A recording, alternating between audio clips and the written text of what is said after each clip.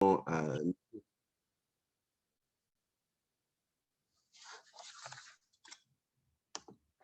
Je disais donc, la conciliation tend à négocier des accords avec les créanciers, notamment pour obtenir un échéancier et permettre de continuer l'activité. Le mandat ad hoc, lui, permet d'obtenir différents types de missions. Cela peut être, par exemple, une convocation d'assemblée générale, voire même un accompagnement suite à un différend associé. Le CIP a déterminé que votre entreprise n'est pas éligible à cela. Ensuite, en passant en revue les procédures collectives que sont la sauvegarde et le redressement judiciaire. Pour mémoire, la sauvegarde concerne une entreprise qui n'est pas en état de cessation des paiements, mais qui rencontre des difficultés qu'elle n'est pas en mesure de surmonter. Or, votre entreprise est en état de cessation des paiements, donc la sauvegarde n'est pas possible. Au dernier cas, le redressement judiciaire concerne une entreprise en état de cessation des paiements en vue, comme son nom l'indique, de redresser l'entreprise. Mais il s'avère que ce redressement est manifestement impossible, auquel cas, in fine, on aboutit à la conclusion que la seule issue possible pour l'entreprise, qu'il s'agisse d'une personne physique ou d'une personne morale, donc du chef d'entreprise, auquel cas on aboutit que seule une liquidation judiciaire est possible. Alors, mais qu'est-ce qu'une liquidation judiciaire? On va prendre le texte et on va lire l'article L641 du Code de commerce. Il en ressort qu'il est institué une procédure de liquidation judiciaire pour une personne en état de cessation des paiements et dont le redressement est manifestement impossible. La procédure de liquidation judiciaire est destinée à mettre fin à l'activité de l'entreprise ou réaliser le patrimoine du débiteur par une cession globale ou séparée de ses droits et de ses biens. Alors, avant d'ouvrir une procédure de liquidation judiciaire, comme on l'avait dit lors d'une intervention précédente, le tribunal, s'agissant d'une personne physique, doit obligatoirement vérifier si la personne physique est éligible ou pas à la procédure de rétablissement professionnel qui correspond au surendettement pour les professionnels. Si le rétablissement professionnel n'est pas possible, à ce moment-là, c'est la liquidation judiciaire qui vous tend les bras. Qu'est-ce qu'une liquidation judiciaire? J'ai donné donc la définition telle qu'elle ressort du Code de commerce, mais à quoi est-ce que cela sert? Cela sert notamment à permettre à un chef d'entreprise de passer le témoin à un liquidateur qui prendra le relais. Et puisqu'il y a un passage de témoin, on a ce qu'on appelle un dessaisissement. Cela veut dire que le chef d'entreprise n'est plus à la direction de son entreprise, ce n'est plus lui qui décide d'agir dans une direction ou l'autre, c'est le liquidateur qui le fera. Mais ce dessaisissement ne veut pas dire pour autant que le chef d'entreprise disparaît, car le chef d'entreprise est associé au déroulement de sa liquidation judiciaire. La liquidation judiciaire ne doit pas être perçue comme une sanction. C'est pourquoi très souvent j'utilise l'expression qu'il faut vivre sa procédure et non pas la subir. Déjà, pour vivre sa procédure, cela suppose que ce soit le chef d'entreprise qui soit à l'origine de la liquidation judiciaire et non pas un créancier. Ce qui m'amène à vous parler des modalités d'ouverture d'une procédure de liquidation judiciaire. Quand une entreprise, encore une fois, j'utilise le terme entreprise au sens large du terme, qu'il s'agisse d'une personne physique ou d'une personne morale, quand cette entreprise est en état de cessation des paiements et que son redressement est manifestement impossible, elle doit saisir le tribunal mixte de commerce de Pointe-à-Pitre en vue de l'ouverture d'une procédure de liquidation judiciaire. En établissant la déclaration de cessation des paiements, cela vaut saisine de la juridiction. Pour mémoire, l'état de cessation des paiements, c'est la situation dans laquelle une entreprise ne peut pas faire face à son passif exigible avec son actif disponible. Pour mémoire, donc je vous le rappelle de nouveau, l'actif disponible, ce sont les sommes que le débiteur peut facilement mobiliser. Un immeuble, par essence, n'est pas disponible. À côté de cela, on met en parallèle le passif exigible. Le passif exigible, ce sont les sommes qui sont dues au moment où le tribunal va statuer. Et dès lors que le passif exigible est supérieur à l'actif disponible, la juridiction devra ouvrir une procédure de liquidation judiciaire dès lors que l'on a écarté la possibilité d'ouvrir un rétablissement professionnel. Donc, le tribunal de commerce va convoquer le débiteur à cette audience Et qu'il soit à l'origine ou pas de la saisine du tribunal, le débiteur devra toujours être convoqué. Le chef d'entreprise doit être convoqué car c'est une obligation légale. On ne peut ouvrir de procédure collective sans avoir au préalable entendu le chef d'entreprise et, le cas échéant, un représentant des salariés s'il a des salariés.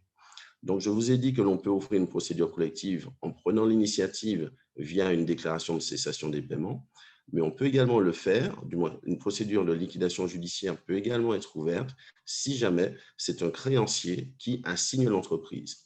On entend par assignation le fait que éventuellement une banque, un organisme social ou les impôts ou tout autre partenaire demande à la juridiction commerciale de placer l'entreprise en liquidation judiciaire car il s'avère que son redressement est manifestement impossible et qu'elle est en état de cessation des paiements. Donc, lors de cette audience au cours de laquelle la juridiction va déterminer s'il y a lieu ou pas d'ouvrir une procédure de liquidation judiciaire, à l'audience, il y aura un président du tribunal qui est un professionnel, c'est-à-dire un juge professionnel, qui sera assisté de 3 assesseurs qui sont des juges élus au sein de la CCI. Donc, il faut savoir que certes, il y a un magistrat professionnel, mais il y a également 3 magistrats qui sont vos pairs. Ce sont des chefs d'entreprise, ils savent comment cela fonctionne. Vous aurez également un procureur de la République, puisqu'il s'agit de vérifier que les critères légaux sont réunis. Le ministère public est là également pour vérifier le respect de l'ordre public. Donc, une fois que vous êtes présenté lors de cette audience, il y aura également un greffier. Et après vous avoir auditionné, donc écouté, la juridiction décidera s'il y a matière à liquidation judiciaire. S'il y a matière à liquidation judiciaire, le tribunal va désigner plusieurs personnes, ce qu'on appelle des organes de la procédure. Il va désigner en premier lieu un juge commissaire, c'est-à-dire ce sera le chef d'orchestre de la procédure. C'est lui qui devra rendre les décisions, qu'il s'agisse par exemple de vendre du matériel, de refuser une demande d'un partenaire pour récupérer du matériel. Donc, c'est le juge qui donnera les autorisations au mandataire judiciaire, donc au liquidateur, notamment pour le paiement des sommes qui sont dues aux salariés. À côté de cela, il y a également un liquidateur qui est désigné. Le liquidateur, historiquement, on parlait de représentant des créanciers dans le cadre du redressement judiciaire. Donc, le liquidateur est désigné pour s'occuper de la liquidation et prendre le relais du chef d'entreprise. Et c'est lui qui alimentera le juge commissaire en informations et en demandes par le biais de requêtes. Souvent, la juridiction désigne également un commissaire-priseur. Un commissaire-priseur, en Guadeloupe, c'est Maître Voutier qui est désigné, c'est M. Jean, son collaborateur. Le commissaire-priseur, sa mission est de permettre d'identifier les actifs de l'entreprise et surtout de les valoriser. Car même si le liquidateur peut faire beaucoup de choses, en revanche, déterminer quelle est la valeur d'un véhicule ou d'un photocopieur, ça, il y a un professionnel qui peut le faire, c'est un commissaire-priseur qui est donc désigné par le tribunal pour le faire. Si jamais il n'y a pas d'actif, auquel cas, le commissaire-priseur délivrera une attestation d'absence d'actifs, de carence d'actifs. Donc, cette procédure est ouverte. Une fois que la procédure de liquidation judiciaire est ouverte, s'il y a des salariés, le liquidateur procédera au licenciement du personnel. C'est pourquoi je vous disais tout à l'heure que le chef d'entreprise passe le témoin au liquidateur. S'il y a du personnel à l'effectif, ce n'est plus le chef d'entreprise qui va se préoccuper des arriérés de salaire ou encore des modalités de licenciement des salariés, voire même de leur inscription au sein de Pôle emploi via la délivrance de documents sociaux. Le liquidateur judiciaire a donc 15 jours pour licencier les salariés, ce qui va très vite. Vous imaginez, si on a une liquidation du 1er juin, je vous laisse calculer au bout de 15 jours, cela est très rapide et c'est un délai beaucoup plus court que dans le droit commun. Donc, c'est le liquidateur qui s'occupe de procéder au licenciement pour motif économique des salariés en leur proposant tous les documents classiques dans les cadres de procédures de licenciement, tels que le contrat de sécurisation professionnelle qui est mis en place par Pôle emploi et qui tend à faciliter le reclassement des salariés. Le liquidateur, via l'AGS, fera en sorte que les salariés soient intégralement désintéressés. Désintéressé de quoi? Désintéressé des arriérés de salaire qu'il pourrait avoir. Si on prend toujours la date du 1er juin pour la liquidation judiciaire, s'il y avait des salaires qui n'étaient pas payés depuis plusieurs mois, l'AGS pourra intervenir. Et l'AGS, c'est l'Association pour la gestion du régime de garantie des créances des salariés. Et cet organisme, qui n'est qu'une association et pas une assurance, peut intervenir si jamais il s'avère que l'entreprise ne dispose pas des fonds et qu'il n'y a pas de fraude. J'insiste sur le côté association et non pas assurance, car ce n'est pas un droit. Il faut encore que tous les critères soient réunis. Et donc, comme je vous le disais, s'agissant des arriérés de salaire, que ce soit des salaires uniquement du salaire ou des congés payés ou tout accessoire du salaire, si on prend le cas, par exemple, d'entreprises dans le domaine de la sécurité, que ce soit les primes de panier ou d'autres primes de transport, cela également peut être pris en charge par l'AGS. Donc, l'organisme que l'on appelle l'AGS pourra payer les sommes qui sont dues aux salariés avant la liquidation judiciaire, ce qui est non négligeable pour le chef d'entreprise qui, on le constate, parfois retarde le moment de la saisine du tribunal en cherchant des solutions pour éventuellement payer ses salariés, voire même glisse la poussière sur le tapis en disant « je ne parle pas à mes salariés car je n'ai pas les fonds ». Or, trop tardé dans la saisine du tribunal mixte de commerce ou du tribunal judiciaire selon le tribunal compétent, selon qu'il s'agisse de personnes de profession libérale ou encore de commerçants, si on tarde trop, derrière, cela met en difficulté les salariés, alors même qu'il y a une solution qui est tout à fait possible, à savoir l'intervention de l'AGS. Je vous disais donc que le liquidateur, il intervient au niveau de l'AGS pour le paiement des sommes qui sont dues avant la liquidation judiciaire. Mais il intervient également via l'AGS et le juge commissaire, car le juge commissaire doit viser la demande présentée par le liquidateur. Et le liquidateur peut donc demander à l'AGS de payer également les indemnités de rupture, ce qui est non négligeable en termes de coûts. En indemnité de rupture, dans le cadre d'un licenciement pour motif économique, cela englobe les indemnités de licenciement, les indemnités de préavis, mais également les indemnités compensatrices de congés payés. On dit compensatrices de congés payés car l'entreprise n'ayant plus d'activité, il est clair que les salariés ne pourront plus prendre des congés payés au sein de cette entreprise et on leur versera une indemnité qui compense le fait qu'ils ne puissent plus prendre ces congés payés. Ça, c'est pour la partie financière vis-à-vis des salariés, mais le liquidateur également devra établir et remettre les documents sociaux aux salariés qui leur permettent d'être réintroduits et tout au moins de rejoindre de nouveau le circuit économique pour rechercher un emploi, à savoir s'inscrire à Pôle emploi et percevoir les allocations qui peuvent leur revenir du fait du licenciement et même pouvoir conclure de nouveaux contrats de travail. Donc, cette liquidation judiciaire, si on regarde déjà du point de vue social, permet de libérer les salariés, de leur payer les sommes qui sont dues et de leur permettre de trouver de nouveau un emploi et voire même d'être inscrit à Pôle emploi. Et donc, ça, c'est pour la partie sociale.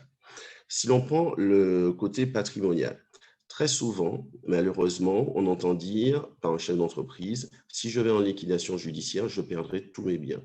Alors, cela est faux pour plusieurs raisons. Tout d'abord, depuis la loi Macron, l'entrepreneur individuel qui est en liquidation judiciaire voit sa résidence principale protégée par cette loi Macron. De plus, s'il a d'autres biens, il a très bien pu les avoir protégés via les déclarations notariées d'insaisissabilité. Donc, ce qui revient à dire que le chef d'entreprise, du moins la personne physique qui exerce son activité, voit ses actifs protégés. Donc, la liquidation judiciaire n'emporte pas systématiquement la vente des biens et donc du patrimoine du débiteur. En revanche, s'il y a d'autres actifs, ou si l'on prend le cas, par exemple, d'une entreprise qui est propriétaire d'un immeuble ou d'un terrain à Jarry, là, il faudra que le liquidateur puisse procéder à la vente de ce bien, puisque une fois que l'on aura vendu ce bien, ça leur permettra de désintéresser tous les créanciers. Car comme je l'ai dit tout à l'heure, la liquidation judiciaire est ouverte dès lors que le redressement est manifestement impossible. Donc, on ne peut pas proposer de délai de paiement aux créanciers. Les créanciers seront payés uniquement vu des fonds qui pourront être, de tous les fonds qui rentreront dans le cadre de la liquidation judiciaire, qu'il s'agisse du recouvrement du compte client, de réalisation d'actifs immobiliers comme des véhicules, de la bureautique ou encore la réalisation d'un immeuble. C'est avec cet argent que l'on pourra payer les créanciers. Ce qui m'amène à vous dire que la liquidation judiciaire en soi n'a pas de coût pour le chef d'entreprise, car le chef d'entreprise pourrait se dire « je ne vais pas en liquidation judiciaire car il faudra que je paye le liquidateur ». Or, le liquidateur est payé sur les fonds qui sont dans la procédure collective, c'est le code de commerce qui le prévoit. Le liquidateur, donc en liquidation judiciaire, le chef d'entreprise n'a pas à débourser de somme pour payer le liquidateur. Contrairement à une liquidation amiable, la liquidation amiable, c'est la situation dans laquelle des associés décident de dissoudre leur entreprise et désignent un liquidateur amiable qui peut être le gérant, un associé, voire même un mandataire judiciaire qui là n'interviendra que de façon amiable, auquel cas là, cela a un coût pour les associés qui décident de le faire. Mais une liquidation judiciaire n'a pas de coût pour le chef d'entreprise qui décide de s'orienter dans cette voie. Ce qui veut dire que s'il s'avère que dans la liquidation judiciaire, aucun actif n'a pu être réalisé et que le solde bancaire de la liquidation judiciaire, tel qu'il apparaît à la Caisse des dépôts et consignations, est nul, le chef d'entreprise n'aura pas davantage de sommes à verser au liquidateur. Donc, j'insiste sur le fait qu'il n'y a pas de dessaisissement, du moins le dessaisissement intervient, mais au niveau du patrimoine, le patrimoine du chef d'entreprise, globalement, est protégé et il n'encourt pas de risque si jamais il a pris toutes les précautions d'usage au préalable. Donc, ça, c'est pour l'aspect patrimonial. Ensuite, au niveau des relations avec les tiers, dès lors que le chef d'entreprise, comme je vous l'ai dit, il est dessaisi de l'administration et donc de la gestion de son entreprise, c'est le liquidateur qui devra déterminer s'il y a des contrats à poursuivre ou pas, notamment dans l'intérêt de la liquidation judiciaire. C'est également lui qui sera l'unique interlocuteur dont le bailleur, si jamais l'entreprise avait des locaux, que ce soit le siège ou même un espace de stockage, le liquidateur sera l'unique interlocuteur. Et c'est d'ailleurs pourquoi je dis souvent que le chef d'entreprise qui se place le chef d'entreprise qui opte pour une liquidation judiciaire, il transfère toutes les données et tout le bébé avec l'eau du bain au liquidateur, puisque c'est le liquidateur qui devra tout gérer. Notamment, si jamais il s'agissait d'une entreprise de construction, c'est lui qui devra déterminer s'il y a lieu ou pas de poursuivre ce contrat, voire même de signer les documents qui permettent de débloquer le chantier en permettant au constructeur de trouver un autre co-contractant. Mais c'est également le liquidateur qui devra représenter l'entreprise liquidée dans les procédures, soit qui sont déjà en cours, cela peut être une procédure de prud'homale, donc un salarié qui réclame des sommes, mais cela peut être également le cas pour des procédures à mener. Imaginons que l'entreprise a des clients qui sont très réticents ou réfractaires au paiement des sommes qui sont dues, le liquidateur pourra tout à fait décider d'assigner ses créanciers et voire même aller jusqu'à solliciter leur placement en procédure collective, qu'il s'agisse de redressement ou liquidation judiciaire. Donc, je vous ai parlé de la liquidation judiciaire et de l'intérêt d'y aller, mais je tiens à vous préciser qu'il y a plusieurs types de liquidation judiciaire en fonction de la taille de l'entreprise.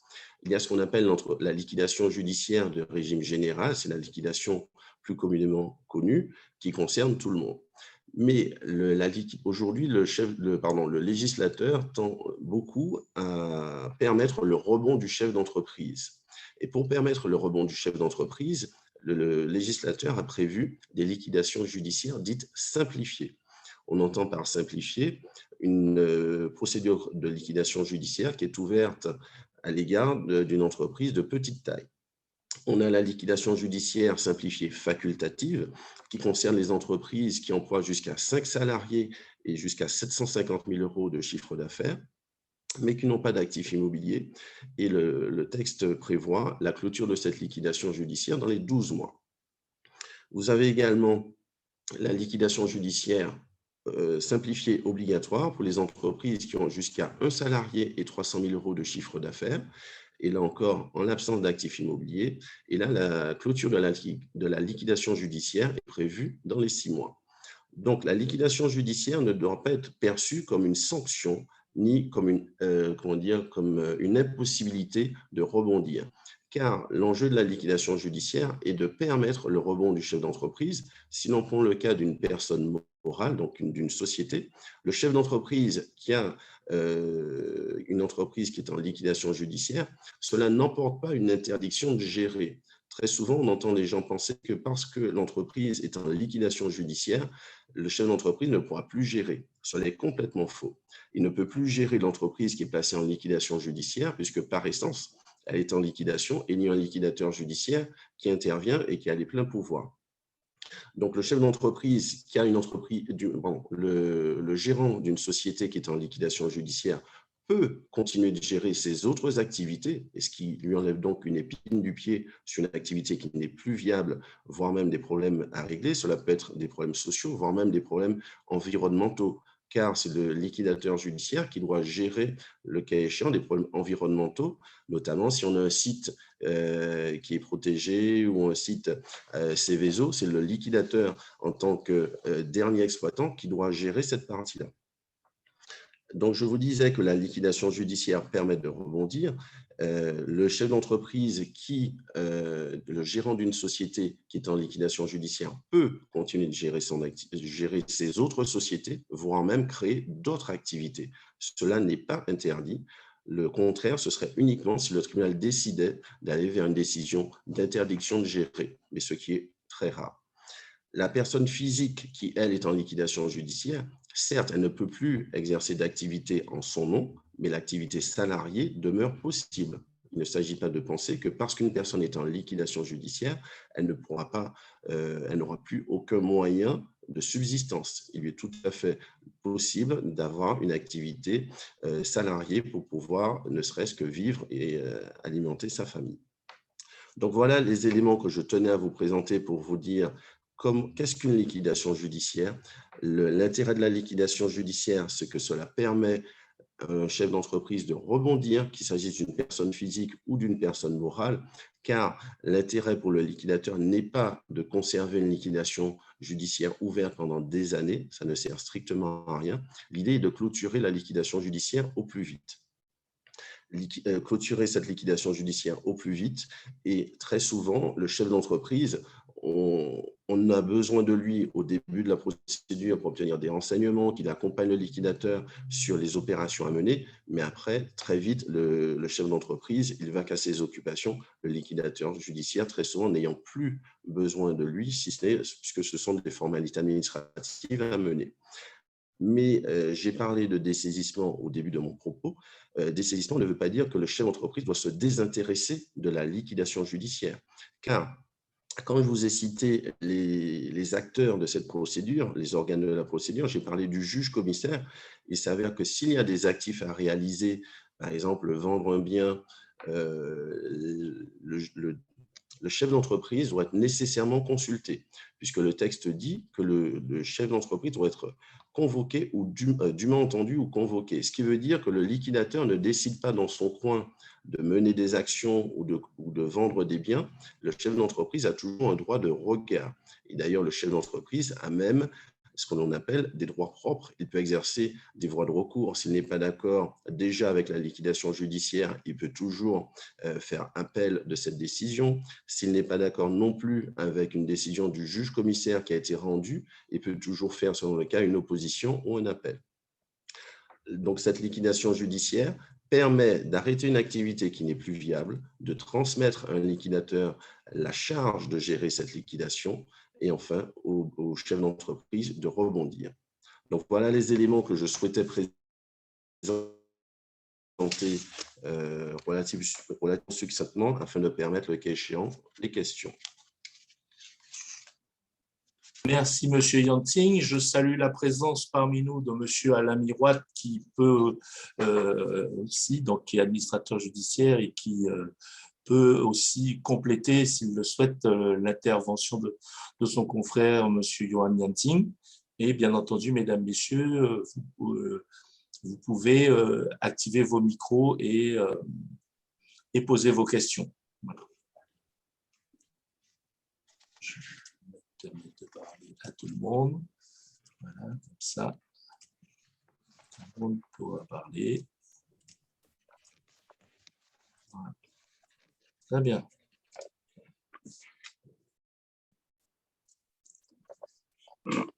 Allez-y, donc, messieurs, dames. Voilà.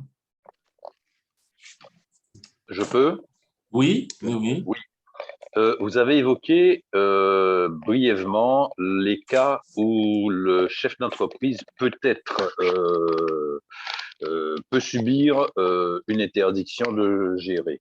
Le sujet a été vite évacué puisque dans la croyance populaire, on a très souvent le sentiment que l'ouverture d'une procédure collective peut systématiquement entraîner une interdiction de gérer. Alors, dans ce cas, quels sont les cas principaux résiduels dans lesquels nous aurons l'interdiction de gérer? Est-ce par exemple la répétition d'ouverture de procédures collectives ou le fait de trouver des infractions à la législation financière ou des malversations? Je serais curieux que vous puissiez nous faire un petit développement là-dessus si vous le trouvez opportun, s'il vous plaît. Alors, le serial déposeur de société en liquidation, en soi, il peut arriver que la personne fasse preuve de malchance, auquel cas, le fait d'avoir plusieurs entreprises en liquidation judiciaire, en soi, n'est pas nécessairement un critère, mais ça incite à vérifier davantage ce qui se passe. Est-ce que cette personne a réellement les aptitudes à être chef d'entreprise? Parce que les critères plus communément retenus pour des sanctions, ce sont souvent l'usage frauduleux des moyens de l'entreprise. Cela peut être des détournements d'actifs. Cela peut être également une aggravation frauduleuse du passif ou encore des paiements qui ont été faits en priorité pour des proches au détriment de tous les autres créanciers. Et quoi qu'il en soit, je vous remercie de l'avoir rappelé, l'ouverture d'une procédure de liquidation judiciaire n'emporte pas sanction, n'emporte pas interdiction de gérer d'un chef d'entreprise. Pour qu'il y ait des sanctions prononcées à l'encontre d'un chef d'entreprise, aussi bien que, comme je l'ai dit, à l'ouverture, le chef d'entreprise doit être convoqué, le tribunal doit entendre le chef d'entreprise en ses observations avant de déterminer s'il y a lieu ou pas à sanction. Et s'il s'avère que le tribunal considère qu'il y a matière à sanction, le chef d'entreprise possède des voies de recours. Ce n'est pas parce que le tribunal a prononcé cette sanction qu'il ne peut plus rien faire.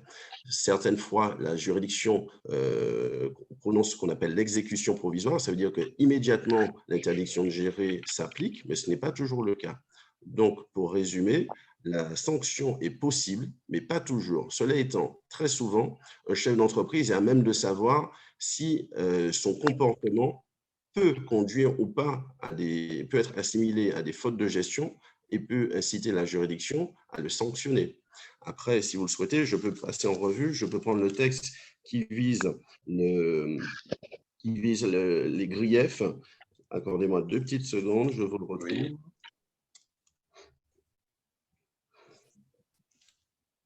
Alors, on a notamment l'exercice d'une activité contrairement à une interdiction prévue par la loi. Cela peut être quelqu'un qui exerce, je ne sais pas, une activité médicale alors qu'elle n'a pas le droit de le faire, notamment.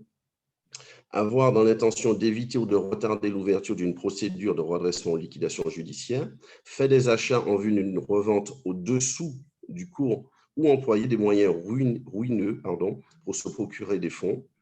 Avoir souscrit pour le compte d'autrui sans contrepartie des engagements jugés trop importants au moment de leur conclusion, eu égard à la situation de l'entreprise ou de la personne morale, ou encore avoir payé ou fait payer après cessation des paiements et en connaissance de cause de celle-ci, un créancier au préjudice d'un autre, ou encore avoir, en s'abstenant volontairement de coopérer avec les organes de la procédure, fait obstacle au bon déroulement de la liquidation judiciaire. 2 autres critères, avoir fait disparaître des éléments comptables, ne pas avoir tenu de comptabilité lorsque les textes applicables en font obligation, ou avoir tenu une comptabilité fictive, manifestement complète ou irrégulière au regard des dispositions applicables, ou encore avoir déclaré sciemment au nom de créancier une créance supposée. Cela étant, quand on lit cela, globalement, un chef d'entreprise, quand il gère son entreprise, n'est pas censé être versé vers ce type de pratique. Et je réponds à votre question, monsieur. Tout à fait, tout à fait. Et est-ce que je peux profiter encore d'une autre question qui serait dans la même logique? C'est l'extension de la procédure collective sur les biens personnels du chef d'entreprise. Est-ce une conséquence? Il y a peut-être aussi des choses qui sont intéressantes à savoir pour les chefs d'entreprise et qui demeurent des seuils d'horreur. Voyez-vous? Très bien. Alors, vous avez parlé de deux choses, Oui, l'extension et l'actif du chef d'entreprise. tout à fait. L'extension de la procédure, c'est la situation dans laquelle une procédure, là on est sur la liquidation, une procédure de liquidation judiciaire peut être étendue à d'autres personnes morales, notamment parce qu'on considère qu'il y a une fictivité et qu'en réalité, toutes les entreprises d'un groupe ou qui sont liées à une entreprise en liquidation judiciaire doivent se retrouver en liquidation judiciaire. C'est le cas où on parle d'extension de procédure. On a le cas, par exemple, d'une société en liquidation judiciaire où il y a eu des mouvements qui étaient nécessairement frauduleux de celle qui est en liquidation judiciaire vers les autres. On ne savait plus à quel fonds à quelle société appartenaient les fonds, quel salarié était sur quelle société. Et donc, partant de là, on n'arrivait pas à démêler cela. C'est pourquoi, là, on a agi en extension de la procédure. Mais il faut savoir que l'action en extension, elle est encadrée. Et encore une fois, le tribunal devra décider au vu des éléments qui sont après audition du chef d'entreprise. Mais j'ai parlé de groupe. Vous pouvez très bien avoir un groupe de sociétés et là, vous avez des conventions de trésorerie, un certain nombre de conventions qui réglementent et qui prévoient par anticipation les modalités de transfert de fonds, de remontée vers une holding, des choses de ce type, et auquel cas, l'extension n'est pas systématique. Ce n'est pas parce que vous avez une entreprise d'un groupe qui est en liquidation judiciaire que nécessairement cela va rejaillir sur tout le groupe. Donc, j'insiste là-dessus. Autre chose, vous avez parlé donc du bien du chef d'entreprise. Comme je l'ai dit tout à l'heure, le bien du chef d'entreprise, donc la personne qui exerce en nom, la personne physique, sa résidence principale est protégée. S'agissant des autres biens, ils peuvent être protégés via la déclaration notariée d'insaisissabilité. Le chef d'entreprise qui a une société, là, donc une personne morale qui est en liquidation judiciaire, si jamais le liquidateur cherche à appréhender ses biens, c'est qu'il considère qu'il a obtenu il a obtenu des sanctions et donc notamment soit une interdiction de gérer, voire même une condamnation du chef d'entreprise à payer tout ou partie du passif et plutôt de l'insuffisance d'actifs, auquel cas le liquidateur serait fondé à chercher à appréhender ce bien. Mais cela n'est pas la règle, puisque la société, on considère que la personne morale fait écran avec le patrimoine du chef d'entreprise. Ce n'est qu'en cas de fraude, de grief, voire même de décision, qu'un liquidateur serait fondé à aller rechercher le bien qui soit mobilier ou immobilier d'un chef d'entreprise. Ai-je répondu à vos questions, monsieur? Absolument, absolument. Je vous remercie. Je vous en prie. Alors, il y a une question écrite. Souvent, les clients créanciers qui ont déclaré leurs créances regrettent le manque de réponse ou d'informations dans le cadre du processus de recouvrement.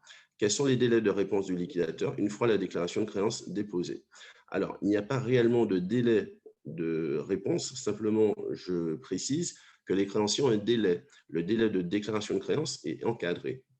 Les créanciers ont un délai de 2 mois à compter de la publicité qui est faite au BODAC du jugement d'ouverture. Les créanciers ont 2 mois pour déclarer leurs créances. 2 mois pour les créanciers qui sont basés en Guadeloupe, si on prend le cas d'une procédure ouverte en Guadeloupe, et tous les créanciers qui sont domiciliés hors de Guadeloupe, qu'il s'agisse de la Martinique, de la métropole ou de Guyane, eux, ils ont 2 mois supplémentaires. Donc, ils ont 4 mois à compter du BODAC pour déclarer leurs créances.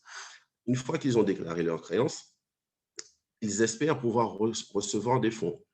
Mais dans, on va dire, les 90 voire 99% des cas, les créanciers qui déclarent une créance ne pourront pas être désintéressés puisque très souvent, les liquidations judiciaires, on dit qu'elles sont clôturées pour insuffisance d'actifs.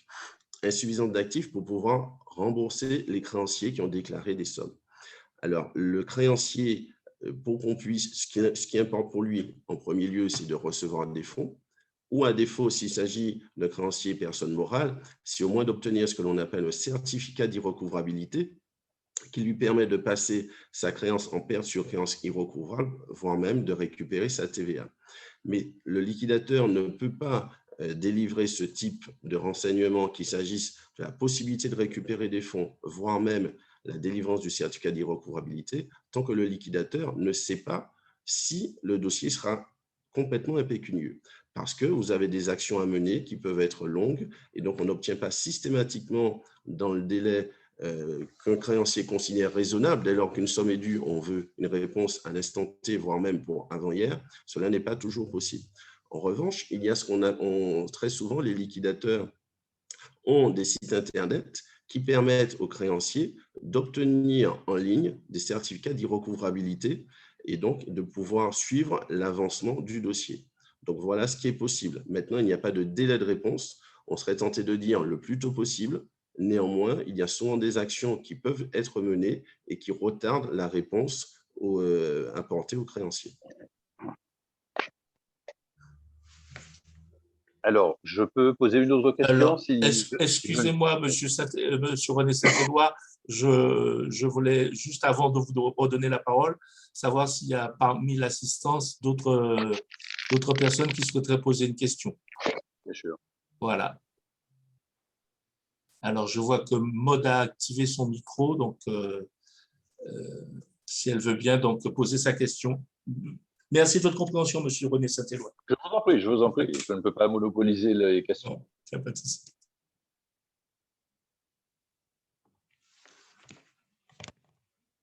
Madame, vous avez la parole. Vous pouvez poser votre question. Sauf si vous avez allumé votre micro par… Bon, ben, monsieur René Saint-Éloi, posez votre question alors. Désolé. Alors, les créances dans le compte client représentent, si je comprends bien, de l'actif qui peut permettre d'apurer le passif. Est-ce que cet actif peut faire l'objet de cession ou de rachat? Et y a-t-il, quand elles sont sous la charge du liquidateur, des dispositions déontologiques ou professionnelles qui interdisent cela?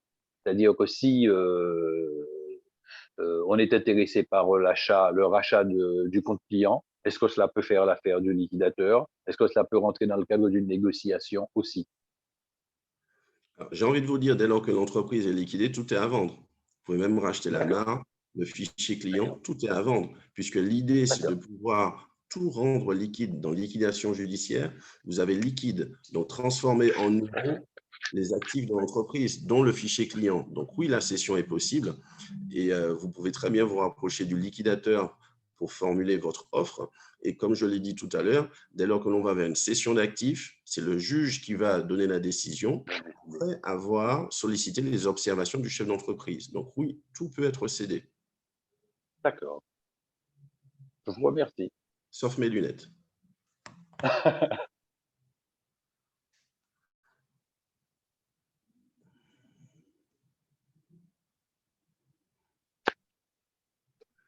Alors, s'agissant du bailleur, le bailleur se plaint que le local est fermé, qu'il est pénalisé pour les loyers impayés. Il faut que vous ayez à l'idée que la liquidation judiciaire en particulier et les procédures collectives en général tord le cou ou le bras des créanciers. L'idée en redressement judiciaire étant de faciliter le redressement de l'entreprise, très souvent les créanciers sont malmenés. En liquidation judiciaire, c'est pire encore. Et d'ailleurs, en liquidation judiciaire, au niveau des baux, on est contraint de conserver donc le bail pendant un certain temps si jamais il y a des actifs à réaliser. Et une fois que les actifs sont réalisés, on doit payer les créanciers selon les ordres de préférence, puisqu'il y a ce qu'on appelle des rangs entre les différents créanciers. Il y en a ce qu'on appelle les créanciers chirographaires. Les créanciers chirographaires, c'est ceux qui n'ont aucune garantie particulière pour le recouvrement de leurs créances, c'est le créancier lambda. Vous avez le créancier privilégié qui, lui, bénéficie de traitement de faveur. Et encore au-dessus de cela, vous avez ce qu'on appelle le créancier super privilégié, qui est l'AGS. L'AGS, je vous l'ai expliqué tout à l'heure, est l'organisme qui avance les sommes aux salariés. Mais ce n'est qu'une avance, ce n'est pas un don, puisque ce n'est pas une association, ce n'est qu'une avance. Et l'AGS doit être remboursée avant tout le monde, y compris avant le bailleur. Simplement, si jamais il s'avère que la situation, du moins le bailleur a pu permettre de réaliser des actifs dans un net et qu'il a été particulièrement collaborant ou collaboratif, à ce moment-là, on peut toujours essayer de voir dans quelle mesure on peut le payer. Mais il faut retenir que, en un, c'est l'AGS. Si vous vous souvenez du jeu des 1000 bornes, l'AGS, c'est le véhicule prioritaire. Il passe avant tout le monde. Les feux ne l'empêchent pas d'avancer. La roue crevée ne l'empêche pas d'avancer. Donc, l'AGS doit toujours payer en priorité. Et le bailleur fait partie des créanciers, des partenaires de l'entreprise qui doivent malheureusement subir des impayés. Autant que possible, on essaye de payer le bailleur, mais malheureusement, ce n'est pas possible puisque le liquidateur ne peut pas créer de monnaie, il ne peut pas battre de monnaie. Donc, si on n'a pas de fonds, on ne peut pas payer le bailleur. Mais on essaye, autant que possible, de libérer les locaux dans les meilleurs délais, puisque garder des locaux alors que l'entreprise est liquidée serait contre-productif pour le bailleur et même pour le liquidateur. Ça ne sert à rien de garder un partenaire qui est mécontent.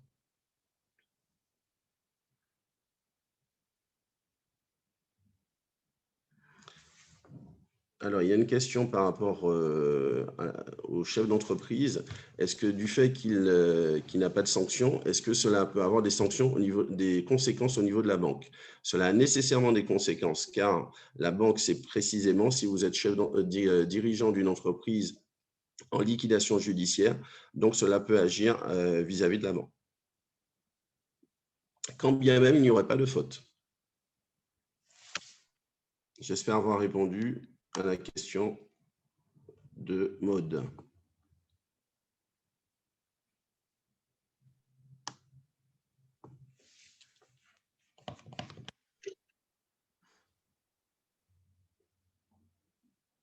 Dans le cadre de la liquidation judiciaire, les parents pauvres sont souvent les créanciers sociaux. Ils font partie des privilégiés, l'État aussi pour les créances fiscales. Quel est l'ordre du rang entre les différents créanciers privilégiés? Puisque nous pouvons avoir des sûretés qui confèrent à un créancier un rang de privilégié, sûreté mobilière ou immobilière.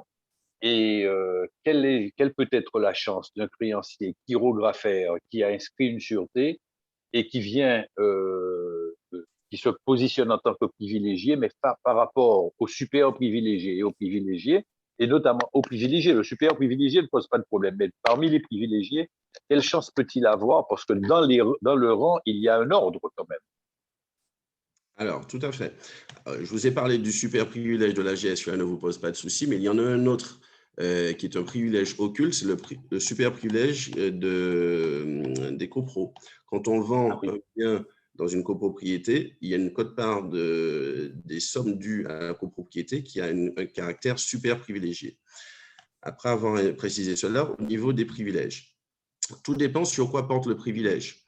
Prenons le cas d'une banque qui a un privilège de prêteur de deniers, PPD. Prêteur de deniers, si vous le souhaitez, ou de nantissement. Allez, le prêteur de deniers est plus un traitement particulier, mais prenons un nantissement sur un fonds de commerce. Un créancier, donc un nantissement sur un fonds de commerce, un restaurant est liquidé et la banque a financé soit l'acquisition, soit les travaux, et la banque est nantie sur ce fonds. La banque est nantie si jamais on arrive à vendre le bien et pouvoir dégager du cash, auquel cas, le privilège de la banque va porter sur le prix de cession. Mais s'il s'avère qu'on n'a pas réussi à vendre ce bien et qu'on a réalisé d'autres actifs, le privilège de la banque ne porte que sur ce bien, sur le fonds de commerce. Ce qui veut dire que si jamais le bien réalisé n'est pas concerné par le privilège de la banque, à ce moment-là, la banque n'aura qu'une créance chirographaire, auquel cas, elle viendra en rang utile, du moins, elle viendra en concours avec tous les autres créanciers. Ça, c'est si on prend le cas de la banque. Maintenant, si vous avez un privilège de prêteur de deniers, là, vous êtes prioritaire, bien évidemment, vous passez avant beaucoup de monde. Mais c'est vraiment, si vous voulez, il y a tellement de privilèges qu'il y a autant de situations que de privilèges. Mais si jamais le privilège, du moins le bien sur lequel porte votre privilège n'a pas pu être vendu, on n'a pas obtenu de fonds, votre créance, même si vous la considérez comme privilégiée, en réalité, on vous considérera comme un créancier chirographaire puisque l'assise de l'assiette du moins de votre privilège n'a pas pu être vendue. Ai-je répondu? Oui, absolument. Et juste une petite observation. Donc, vous êtes en train de nous dire indirectement ou directement qu'on a intérêt, dans certains cas, selon l'assise qu'on veut avoir, qu'on veut prendre, les sûretés qu'on veut prendre, de les multiplier parce qu'on a plus de chances de recouvrer de l'argent. Je vous laisse voir avec les banques comment elles fonctionnent. D'accord. Excusez-moi, je vais poser deux questions qui sont écrites et qui ont été posées. Une première question, sur notre territoire où il y a beaucoup d'investissements via des sociétés en nom collectif, j'envisage une liquidation judiciaire. Mes véhicules sont au nom de ma SNC. Puis-je les restituer sans m'attirer la foudre du mandataire? Ça, c'est la première question. Et une autre réaction donc, dans les questions. Donc, globalement, le dirigeant aura du mal à avoir la confiance d'une banque pour un prêt pour une autre société qu'il voudrait créer après la liquidation. C'est une question. Donc, ce sont les deux questions écrites qui ont été posées pour l'instant. Voilà. Je vais répondre par la dernière. Je ne peux pas parler pour la banque, mais dès lors qu'une banque a connaissance d'un chef d'entreprise qui a une ou plusieurs sociétés en liquidation judiciaire, nécessairement, il peut être craintif ou il peut exiger plus de garanties de votre part. Et ça ne veut pas dire pour autant qu'il refusera. Si, en temps normal, il exigeait peu de garanties, il peut à ce moment exiger éventuellement une caution ou d'autres garanties pour le chef d'entreprise qui a déjà été gérant d'entreprise en liquidation judiciaire. S'agissant de la restitution des biens, sur la question précédente, faisons le parallèle avec une société de location. Imaginons que votre entreprise louait des véhicules, puisque je crois que la question portait sur des véhicules. Si l'entreprise louait des véhicules… Comment? Oui, c'est une société qui loue des véhicules, apparemment. Donc, imaginons que le véhicule était loué auprès de grandes sociétés de la place qui sont connues. Dès lors qu'on ne poursuit pas l'activité, on sait qu'on va en liquidation judiciaire, il s'agit de restituer les biens qui appartiennent aux propriétaires des véhicules. Donc là-dessus, je ne vois pas de grief à l'encontre ou à l'encontre du chef d'entreprise qui procéderait de la sorte. Merci. D'autres questions? Il ne s'agit pas de donner un bien à une personne alors que les conditions de récupération, de restitution n'étaient pas réunies. Il faut vous placer dans la situation en vous disant, si c'est un tiers, est-ce que j'aurais procédé de la sorte ou pas? Et après, la bonne foi peut plaider en votre faveur. Nous ne sommes pas des redresseurs de tort. C'est le ministère public, en dernier lieu, qui décide, hein, et le tribunal. Ce n'est pas le liquidateur qui décide.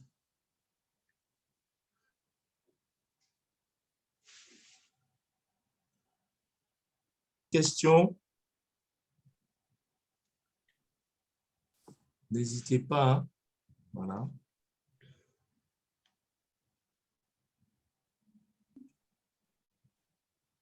Mesdames, Messieurs, est-ce qu'il y a d'autres questions?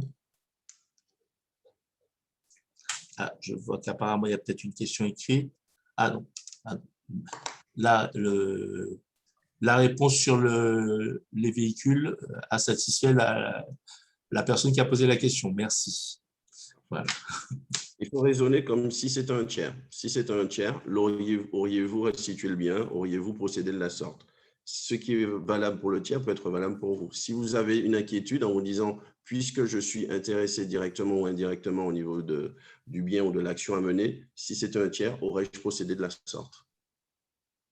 Sinon, dans le pire des cas, vous pouvez très bien interroger les études de mandataire en demandant au besoin une consultation. Les consultations existent. Soit vous pouvez très bien vous rapprocher d'un avocat pour avoir la consultation ou demander également un mandataire judiciaire.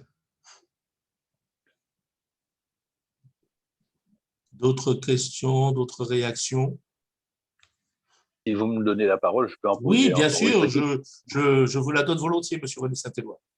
Merci.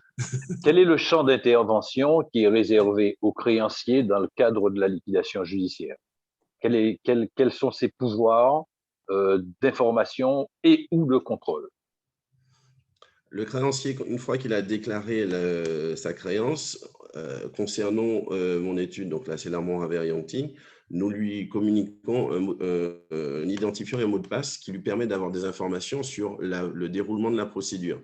Mais ça prend du temps, ce déroulement de procédure, comme je vous l'ai dit. Même si vous avez un identifiant et un mot de passe, les informations elles ne bougent pas très vite, puisque s'il s'agit de réaliser un bien, de lancer éventuellement une action contre un partenaire, des choses de ce type, cela peut prendre du temps.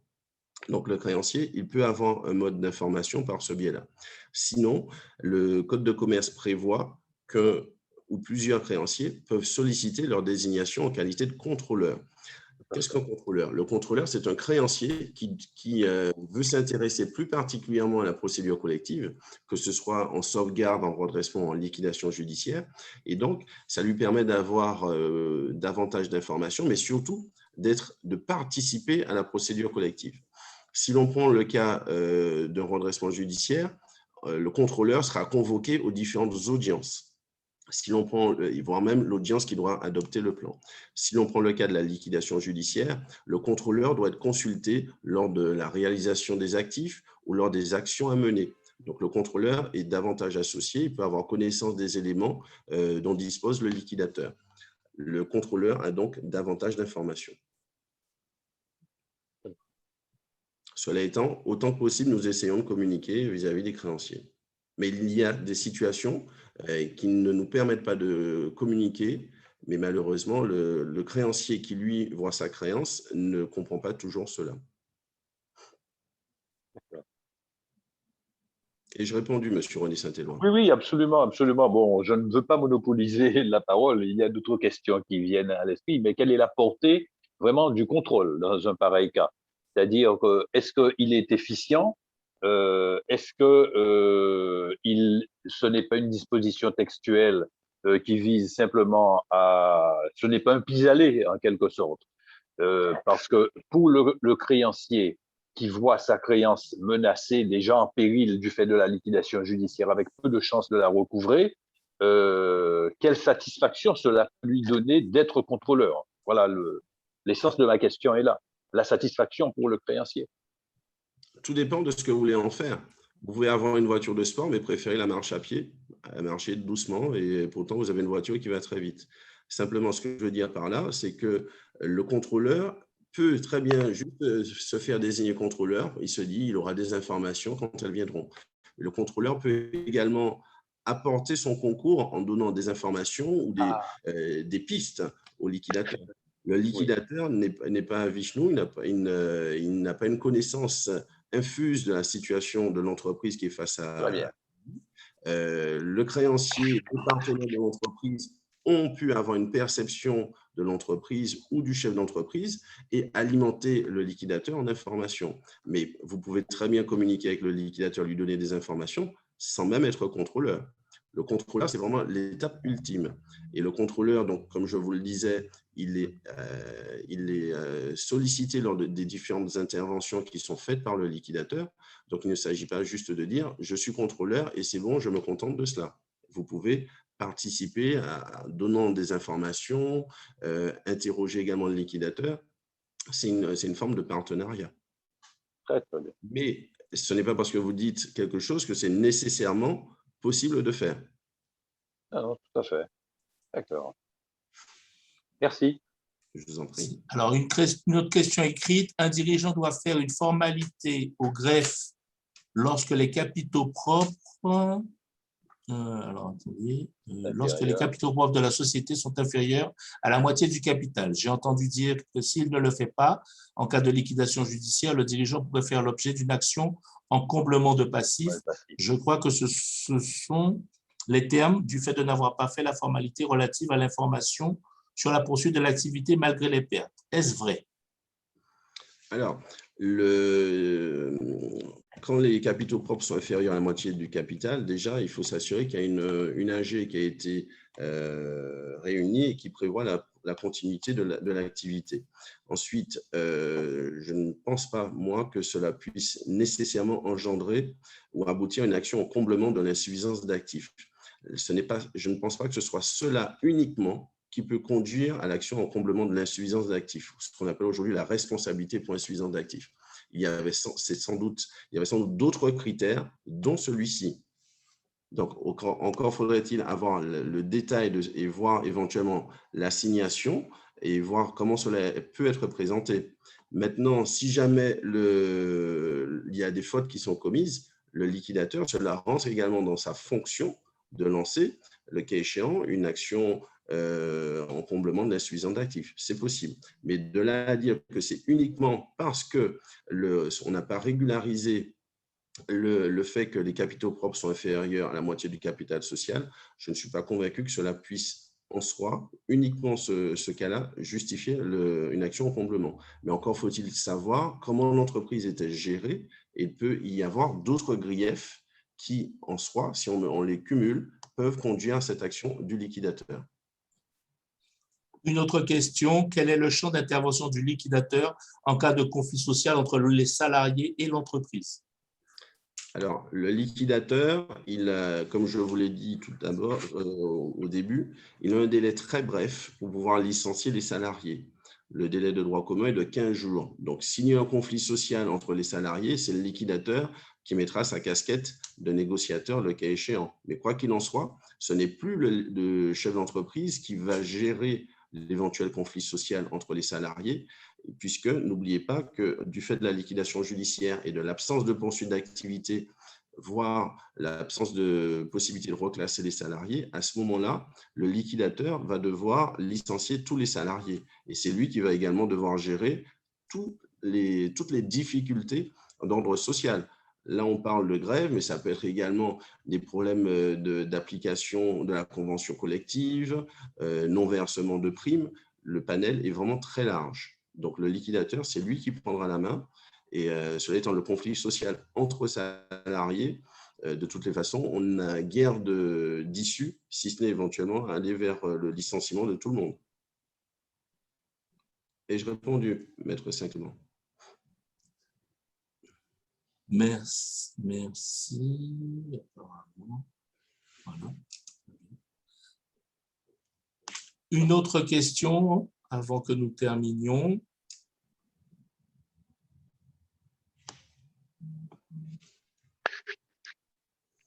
Monsieur René Saint-Éloi, allez-y.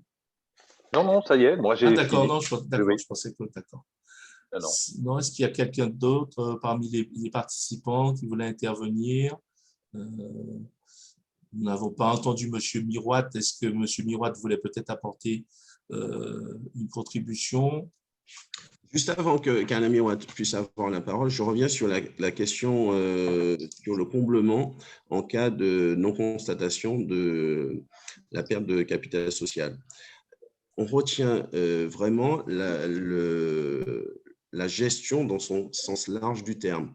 On ne va pas se focaliser juste sur le point. Si jamais l'absence de régularisation au niveau de la comptabilité, de la perte des capitaux propres, si jamais il n'y a que cela, je ne sais pas si cela peut en soi suffire à mener l'action. C'est un faisceau d'indices. Donc, si à côté de cela, le chef d'entreprise explique, tout au moins donne les raisons pour lesquelles il n'a pas pu conduire cette action de régularisation, le liquidateur en tiendra nécessairement compte. Il ne s'agit pas juste de dire, ah ben, puisque vous avez fait ça, systématiquement, on ira vers… On vous a entendu un petit peu mal, là, tout d'un coup, Monsieur Yanti, sur la fin. Ah, peut-être qu'on arrive au bout. Je ne sais pas. Monsieur Miroit, je vous passe la parole. Quand même, on arrive quand même à… Merci de me donner la parole. Cela dit, je n'avais pas l'intention d'intervenir. J'avais l'intention d'être, comment dirais-je, un spectateur dormant.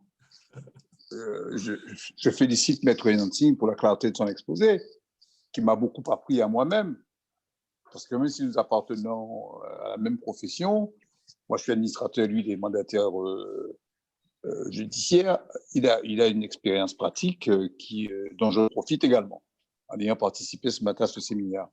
Donc, je n'ai pas grand-chose à ajouter. Puis, je crois qu'il a complètement exposé la situation dans laquelle se trouve le chef d'entreprise ou l'entreprise placée sous le régime de la liquidation. Ce que je puis dire, moi, c'est que nous travaillons, nous, souvent la main dans la main, pour faire en sorte que les chefs d'entreprise qui sont dans les liens de la procédure collective puissent trouver des solutions adaptées aux difficultés qu'ils rencontrent. L'objectif, comme l'a dit Maître Yang-Sing, c'est nullement, dans le cadre de ces procédures, de mettre à genoux le chef d'entreprise. C'est au contraire tout faire pour faciliter son rebond, pour faciliter son redémarrage économique.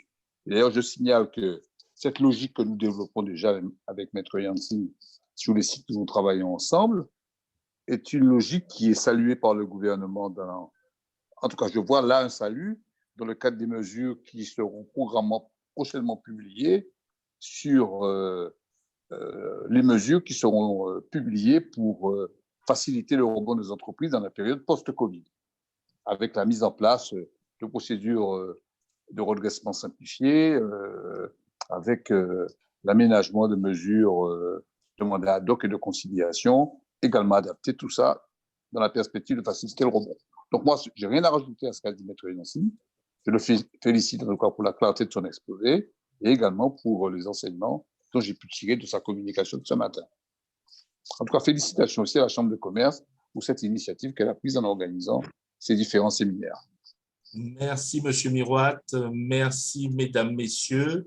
Si vous permettez, monsieur. Oui, un dernier mot, Monsieur Yanting, avant que je conclue. Oui, merci. Pour réagir par rapport à ce qu'a dit Maître Alain Miroir, il faut savoir que dans certains cas, quand on a des entreprises qui vont être liquidées, donc on a une possibilité d'aller vers une cession, il peut arriver que le tribunal désigne, en plus du liquidateur, un administrateur judiciaire, en fonction de ce qui est possible, de la taille de l'entreprise, si on va vers une cession, mais là, de l'entreprise, à savoir aussi bien éventuellement des fonds de commerce, des contrats, mais également des salariés. Là, le tribunal peut désigner également un administrateur judiciaire dans la liquidation judiciaire. Merci, Monsieur Yanting. Merci, Mesdames, Messieurs. Nous avons bien compris à travers votre exposé que la procédure de liquidation judiciaire est un outil au service donc, des entreprises et non pas à vivre comme une infamie. C'est certes une situation délicate, mais c'est un outil pour permettre aux chefs d'entreprise de rebondir. Donc, n'hésitez pas à vous rapprocher du tribunal de commerce pour pouvoir donc identifier la mise en œuvre de cette procédure si ça intéresse l'activité d'une ou de votre entreprise. Je vous remercie et je vous donne rendez-vous donc au prochain webinaire que la CCI pourra organiser. D'ailleurs, nous sommes partenaires sur un webinaire la semaine prochaine avec l'Ordre des avocats, mais nous aurons l'occasion de faire d'autres webinaires thématiques avec nos différents partenaires et rappeler aussi aux chefs d'entreprise qu'il existe au sein donc, de la CCI, la cellule d'information et de la prévention des difficultés des entreprises. Ce sont des rendez-vous qui sont organisés gratuitement avec nos partenaires, donc Ordre des avocats, Ordre des experts comptables, Compagnie régionale des commissaires aux comptes, Chambre des métiers, Chambre d'agriculture. Ce sont nos différents partenaires sur ce dispositif qui vous permet donc d'exposer en toute confidentialité la situation de votre entreprise pour identifier si peut-être effectivement votre situation nécessite la mise en œuvre d'une procédure collective qui peut aller jusqu'à la liquidation judiciaire. Je vous remercie, Mesdames, Messieurs. Je vous souhaite une excellente fin de journée et un excellent week-end. Et par avance, je souhaite une bonne fête des pères au papa. Voilà. Merci. Merci.